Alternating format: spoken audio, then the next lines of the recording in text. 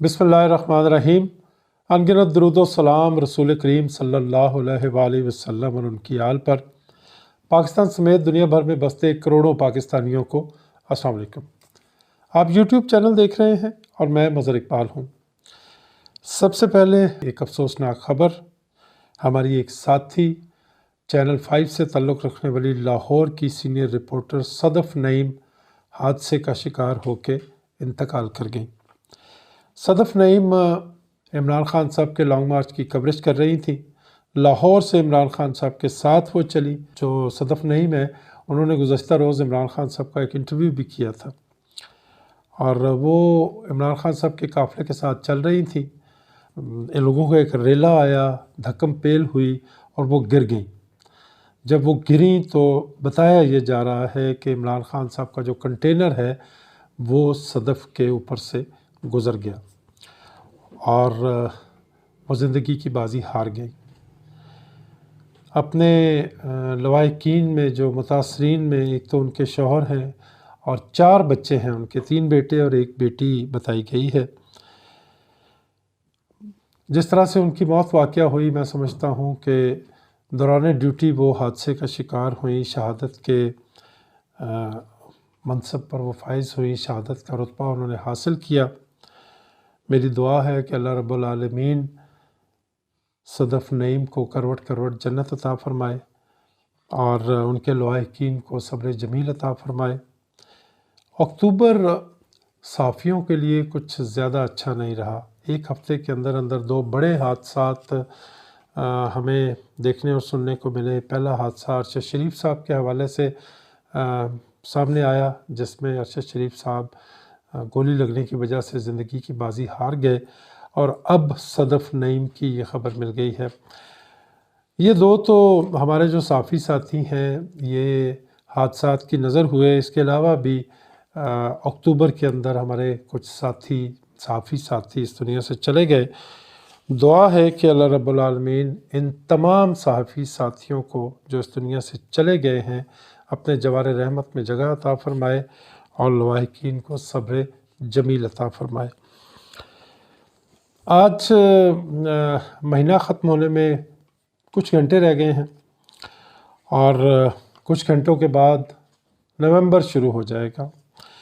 नवंबर एक से ज़्यादा वजूहात की वजह से वजूहात के बायस पाकिस्तान के लिए एक बड़ा इम्पोर्टेंट महीना है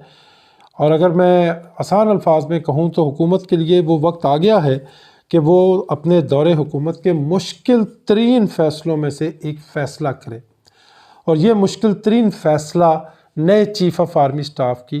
तकर्री का फ़ैसला है। उमूमी तौर पे दुनिया भर में जब सिपहसालार का तकर्र किया जाता है तो ये कोई बड़ी ख़बर नहीं होती, बल्कि पाकिस्तान में शायद 70-75% लोग होंगे जिनको हमारे हमसाया मुल्क में आर्मी चीफ़ का नाम ही पता नहीं है। लेकिन पाकिस्तान में चूँकि ये रीत रवायत रही है और कुछ किरदार भी ऐसा रहा है हमारे सियासतदानों का या हमारे जो आर्मी चीफ्स रहे हैं मुल्क के अंदर, उनका ऐसा किरदार रहा है कि वो लाइमलाइट में रहते हैं और पाकिस्तान के अंदर होने वाले बहुत से फ़ैसलों पर वो असरअंदाज होते हैं रहे हैं, चाहे वो सियासी फ़ैसले हों या दीगर फ़ैसले हों। इवन जो हमारे मौजूदा chief of army staff general क़मर जावेद बाजवा हैं, इनकी अगर ख़िदमात का ज़िक्र किया जाए तो ये पाकिस्तान को इक़्तिसादी जो मुश्किलात हैं उनसे निकालने के लिए भी अपना किरदार अदा करते रहे हैं और अब तक कर रहे हैं। जो माशी सूरत हाल है उसमें बड़ी मदद की इन्होंने साबिक़ वज़ीर-ए-आज़म इमरान ख़ान साहब की और मौजूदा जो वज़ीर आज़म है शहबाज शरीफ साहब, उनकी भी इन्होंने बड़ी मदद की। फाइनेंशियल एक्शन टास्क फोर्स जिसको FATF के हवाले से कहते हैं, पाकिस्तान इसकी ग्रे लिस्ट में था, बड़ी मुश्किलात थी पाकिस्तान के लिए। फिर chief of army staff general क़मर जावेद बाजवा ने अपना असर और रसूख इस्तेमाल किया और आज अल्हम्दुलिल्लाह पाकिस्तान जो है वो FATF की ग्रे लिस्ट से बाहर आ गया है। ग्रे लिस्ट से बाहर आने का मतलब है कि पाकिस्तान के लिए जो इक़्तिसादी उमूर है वो कदरे आसान अब हो जाएंगे। वो कि पाकिस्तान के जो मुखालिफिन हैं, पाकिस्तान के जो दुश्मन हैं, वो अभी भी पाकिस्तान के ख़िलाफ़ प्रोपागेंडा कर रहे हैं FATF को लेकर। लेकिन अल्लाह का शुक्र है कि FATF से FATF کی گرے لسٹ سے پاکستان نکل آیا، اور اس کا کریڈٹ بڑا کریڈٹ جو ہے وہ chief of army staff general Qamar Javed Bajwa کو جاتا ہے۔ انہوں نے کردار ادا کیا پاکستان کو FATF سے نکالنے کے لیے، اور میں نے آپ کو بتایا کہ پاکستان کی اقتصادی صورتحال ہو یا خارجہ محاذ پہ جو پاکستان کے کچھ معاملات ہیں، ان میں بھی پاکستان کا آرمی چیف جو بھی ہو وہ بڑے اہم کردار کا حامل ہوتا ہے۔ اس لیے پاکستان میں نئے آرمی چیف کی تقرری کو لے کر تمام لوگ جو ہیں وہ نظریں لگا کے بیٹھے ہوئے ہیں، اور وہ یہ انتظار کر رہے ہیں کہ کون نیا آرمی چیف ہوگا۔ اب صورتحال بڑی دلچسپ ہے، وہ اس طرح سے کہ اس کا ایک طریقہ کار یہ ہے کہ 4 سے 5 ناموں پر مشتمل ایک سمری GHQ سے جاتی ہے وزارت دفاع کو، اور وزارت دفاع وہ سمری بھجواتی ہے وزیر اعظم کو۔ وزیر اعظم جو بھی اس وقت ہوتے ہیں یا جو اس وقت ہیں، وزارت دفاع کی طرف سے آنے والے ان ناموں پر مشتمل سمری کو خود دیکھتے ہیں، اس کے بعد وہ چاہیں تو کابینہ کے ساتھ مشاورت کر لیں، اور چاہیں تو جو سبکدوش ہونے والے آرمی چیف ہیں ان کے ساتھ مشاورت کر لیں، اور اس کے بعد وہ ایک نام اپروو کر کے تو صدر مملکت کو بھجوا دیتے ہیں، اور صدر مملکت پھر چیف آف آرمی سٹاف کی تقرری کر دیتے ہیں۔ اب اس میں ایک بڑی دلچسپ بات یہ ہے کہ اس وقت پاکستان میں پاکستان مسلم لیگ نون کی سربراہی میں PDM کی حکومت ہے، اور پاکستان مسلم لیگ نون کو یہ اعزاز حاصل ہے کہ 70 کی دہائی کے بعد سے پاکستان میں جو 10 آرمی چیف آئے ہیں ان میں آدھے سے زیادہ چیف آف آرمی سٹاف کے عہدے پر جو تقرری ہے وہ پاکستان مسلم لیگ نون کے قائد اور سابق وزیر اعظم میاں نواز شریف نے کی ہے۔ اب میاں نواز شریف صاحب موجودہ وزیر اعظم کے بڑے بھائی ہیں، یعنی آدھے سے زیادہ آرمی چیفز کی تقرری کی بڑے بھائی نے، اب یہ تقرری کرنی پڑ رہی ہے چھوٹے بھائی کو۔ تو اس میں کوئی شک نہیں کہ جو چھوٹے بھائی ہیں وہ آرمی چیف کی تقرری کے حوالے سے بڑے بھائی سے گائیڈ لائن لے رہے ہیں۔ انہوں نے میڈیا میں آ کے کہا کہ وہ میرے قائد ہیں، میں ان سے مشورہ کرتا ہوں، میں نے ان سے مشورہ کیا اور میں ان سے مشورہ کروں گا۔ اچھا، اب جو میں یہ عرض کر رہا تھا کہ دلچسپی کی بات اس میں یہ ہے کہ جس طرح آدھے سے زیادہ چیف آف آرمی سٹاف کی تقرری کی ہے مسلم لیگ نون نے، لیکن ہر دفعہ مسلم لیگ نون یہ سمجھ کے آرمی چیف کا تقرر کرتی رہی ہے کہ جس کو ہم مقرر کر رہے ہیں چیف آف آرمی سٹاف وہ ہمارا بندہ ہے، لیکن حالات کی ستم ظریفی ہی کہیں گے نون لیگ کے لیے کہ کبھی بھی کوئی آرمی چیف ان کا اپنا بندہ نہیں رہا۔ اگر ہم تفصیل میں جائیں تو بات بڑی لمبی ہو جائے گی، لیکن حقیقت یہ ہے کہ جو لوگ میاں نواز شریف کے ہاتھوں چیف آف آرمی سٹاف مقرر ہوئے، انہی لوگوں نے آگے چل کے میاں نواز شریف کے لیے سیاسی مشکلات پیدا کی۔ یہ میں نہیں کہہ رہا، یہ خود میاں نواز شریف صاحب کا کہنا ہے کہ انہی لوگوں نے ان کے لیے مشکلات پیدا کی، اور ماضی میں وہ میڈیا کے ساتھ بات چیت کرتے ہوئے کچھ لوگوں کا نام لے چکے ہیں۔ میں اس تفصیل میں نہیں جانا چاہتا، اس لیے جو ماضی کا تجربہ ہے اس کو دیکھتے ہوئے اب بعض مسلم لیگ نون کے لوگوں سے ہماری جب بات چیت ہوتی ہے تو وہ یہ کہتے ہیں نجی محفلوں میں آف دا ریکارڈ، وہ یہ بات کہتے ہیں کہ اس بار پارٹی قیادت یہ چاہتی ہے کہ کوئی اپنا بندہ ہم مقرر نہ کریں، بلکہ جو سینئر موسٹ لیفٹیننٹ جنرل ہے اس کا تقرر کر دیا جائے۔ اب یہ ہوتا ہے یا نہیں ہوتا، یہ اس کے لیے ہمیں کچھ انتظار کرنا پڑے گا۔ میں آپ کو بتا دیتا ہوں کہ جو ممکنہ آرمی چیف ہو سکتے ہیں ان میں سب سے پہلے نمبر پہ جو ہیں وہ لیفٹیننٹ جنرل عاصم منیر ہیں۔ اگر ہم ڈیٹ آف ریٹائرمنٹ کی بات کریں تو یہ 27 نومبر کو ریٹائر ہو جائیں گے، یعنی موجودہ chief of army staff general Qamar Javed Bajwa کی ریٹائرمنٹ سے 2 دن قبل ان کو ریٹائر ہو جانا ہے۔ لیکن اگر، اور یہ ضروری بھی ہے کہ موجودہ چیف آف آرمی سٹاف کی تقرری سے کم 15-20 دن پہلے نئے آرمی چیف کو نامزد ہونا ہے۔ اب جب یہ نامزدگی ہو رہی ہوگی اس وقت لیفٹیننٹ جنرل عاصم منیر آن ڈیوٹی ہوں گے، اس لیے ان کا نام اس سمری میں جا سکتا ہے جو جی ایچ کیو کی طرف سے وزارت دفاع کو بھجوائی جائے گی۔ اور اگر سینئر موسٹ لیفٹیننٹ جنرل کو چیف آف آرمی سٹاف بنانے کا فیصلہ ہوتا ہے تو لیفٹیننٹ جنرل عاصم منیر ایک مضبوط امیدوار ہوں گے پاکستان کے نئے چیف آف آرمی سٹاف کے لیے۔ اس کے بعد جو نمبر آتا ہے وہ لیفٹیننٹ جنرل ساحر شمشاد مرزا کا نام ہے، یہ دوسرے نمبر پہ ہیں۔ اور جس طرح میں نے کہا کہ سینئر موسٹ جنرل کو اگر لگایا جاتا ہے تو عاصم منیر صاحب کے بعد لیفٹیننٹ جنرل ساحر شمشاد مرزا ایک مضبوط امیدوار ہو سکتے ہیں پاکستان میں چیف آف آرمی سٹاف کے منصب پر فائز کیے جانے کے لیے۔ امپورٹنٹ بات یہ ہے کہ chief of army staff general Qamar Javed Bajwa 29 نومبر کو جب ریٹائر ہوں گے تو ان کے ساتھ ہی chairman joint chiefs of staff committee lieutenant general Nadeem Raza بھی ریٹائر ہو رہے ہیں، تو دو اہم عہدے خالی ہو رہے ہیں۔ اگر senior most lieutenant general Asim Munir کو chairman joint chiefs of staff مقرر کیا جاتا ہے تو پھر اس بات کے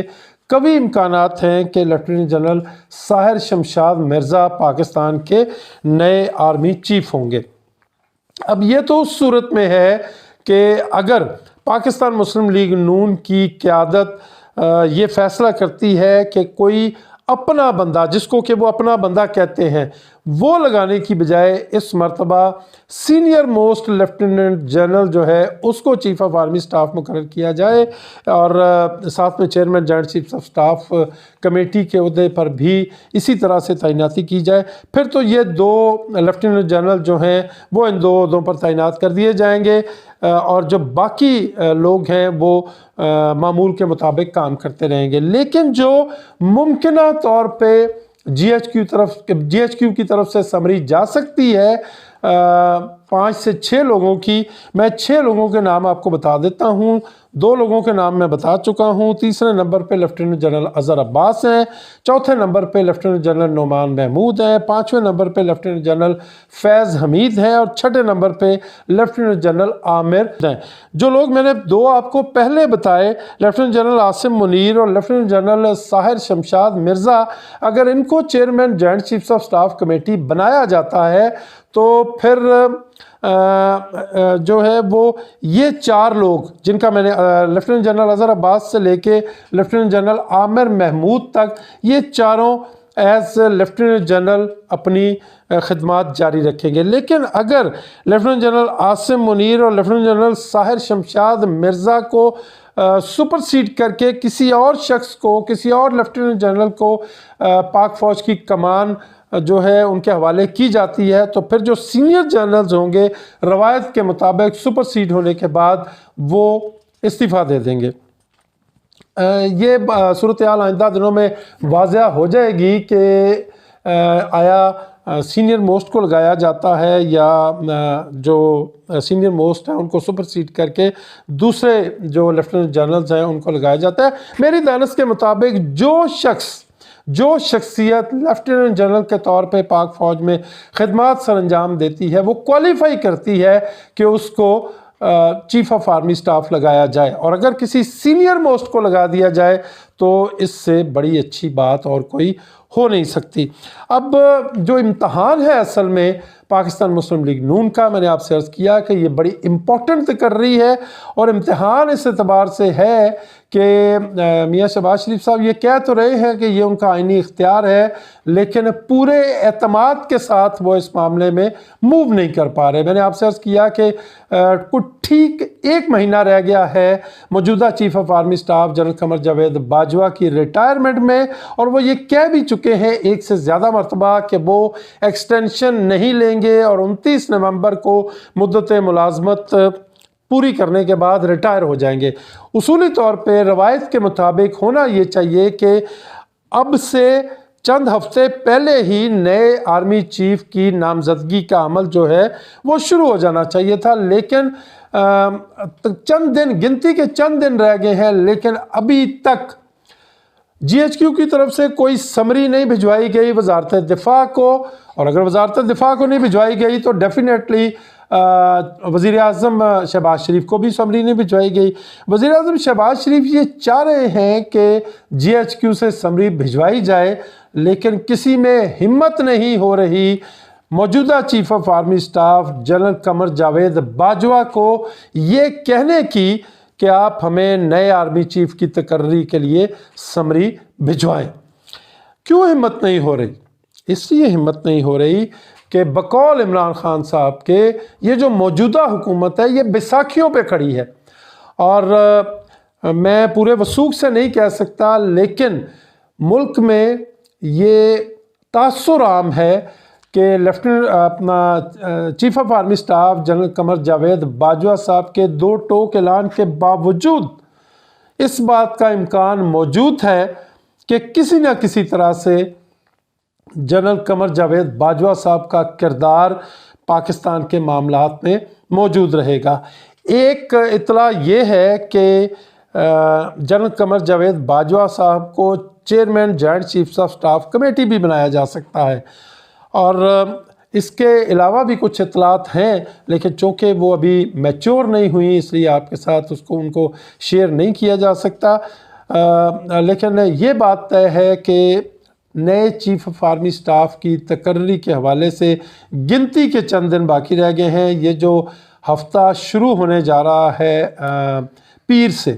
یعنی 31 اکتوبر سے جو ہفتہ شروع ہونے جا رہا ہے نئے چیف آف آرمی سٹاف کی تقرری کے حوالے سے، اس ہفتے کو غیر معمولی قرار دیا جا رہا ہے، اور میں پورے وثوق سے کہہ سکتا ہوں کہ اگر اس ہفتے میں نئے چیف آف آرمی سٹاف کی تقرری کا عمل شروع ہو گیا تو اس کے پاکستان کے تمام شعبوں پہ اثرات مرتب ہوں گے۔ اب تک اتنا ہی، اپنا بہت خیال رکھیے گا، اور اپنے اس چینل کا بھی اللہ نگہبان۔